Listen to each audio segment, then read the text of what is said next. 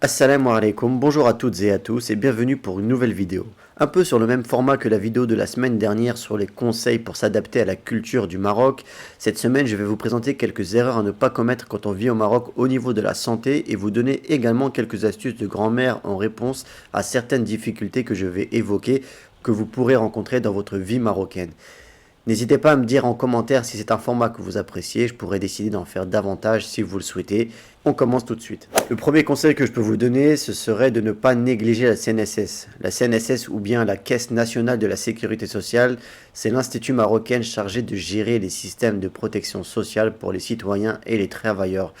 La CNSS est un peu comme la sécurité sociale en France, elle offre une couverture de santé pour les soins médicaux en cas de maladie, d'accident et de décès.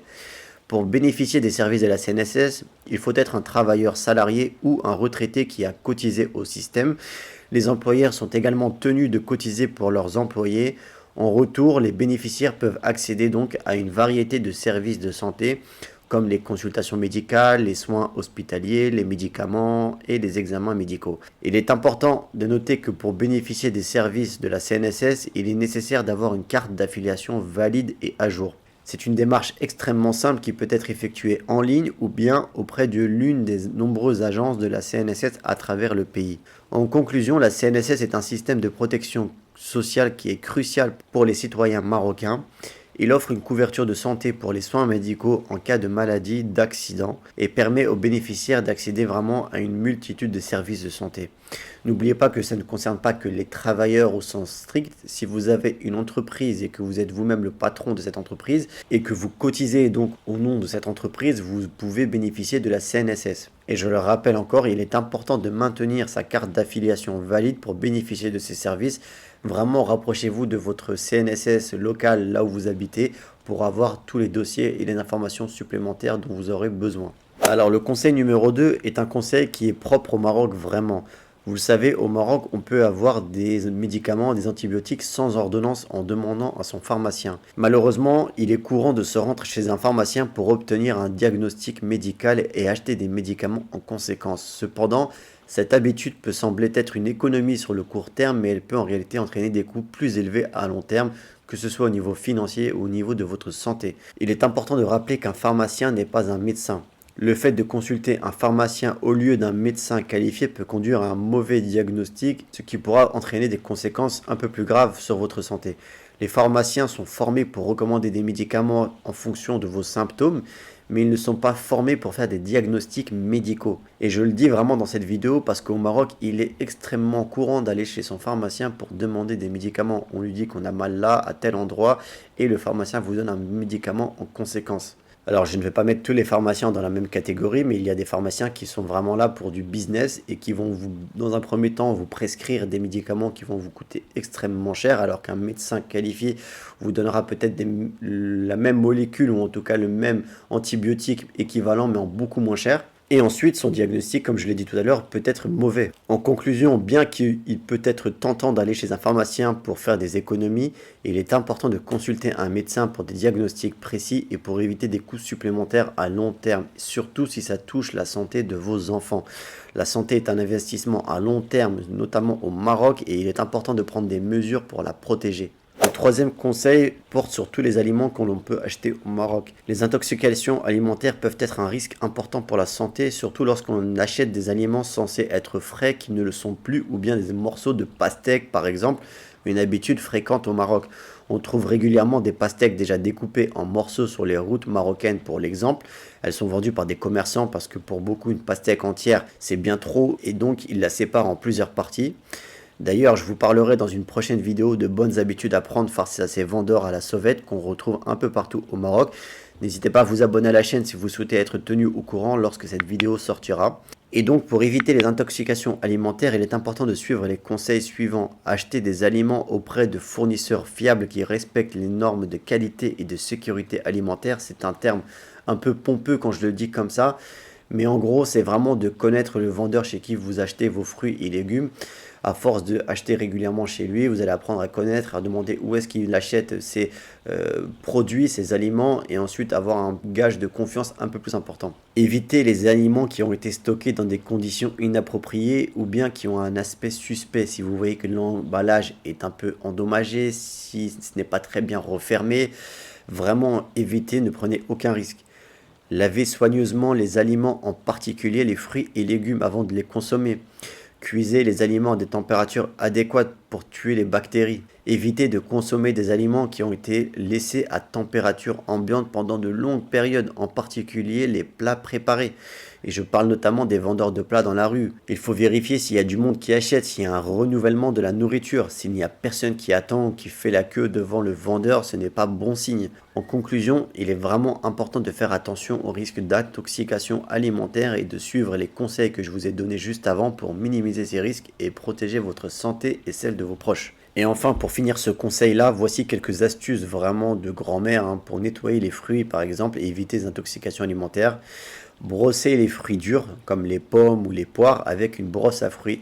Vous pouvez voir sur internet en tapant brosse à fruits, ça se trouve assez facilement et ça permet d'enlever la terre et tous les résidus qui restent sur la peau des fruits.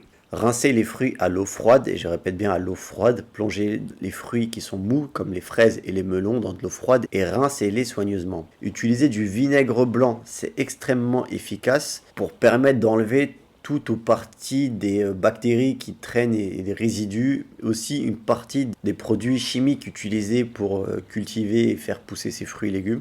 Donc voilà, c'est des petits conseils qui sont vraiment importants et efficaces, donc n'hésitez pas si jamais vous ne les connaissez pas. Si vous avez d'autres conseils, dites-les moi en commentaire, je serais ravi de vous lire. Moi, tant que j'en apprends un peu plus, je suis content. Quatrième conseil, c'est de faire attention à l'eau au Maroc. De manière générale, il est déconseillé de boire l'eau du robinet au Maroc, même si elle est officiellement autorisée à être consommée. Si vous habitez dans des grandes villes notamment, je vous déconseille donc de boire de l'eau du robinet en raison de la qualité variable de l'eau, de la forte présence de calcaire et parfois des problèmes de contamination.